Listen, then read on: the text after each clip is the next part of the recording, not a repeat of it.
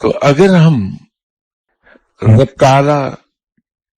کی سزا سے ڈرانے کے بجائے اس کی محبت کی طرف لوگوں کو لے کر جائیں کہ اگر ہم اللہ کے کہنے پر عمل کریں تو اللہ کس طرح ہمیں عزیز رکھے گا اور کیا انعامات دے گا، تو پھر ہم میں شخصیت دور نہیں بھاگے گی بلکہ اللہ کی طرف لپکے گی۔ اور دوسرا یہ ہے کہ ہم اگر دین کو اس جذباتی انداز میں پیش کرنے کے بجائے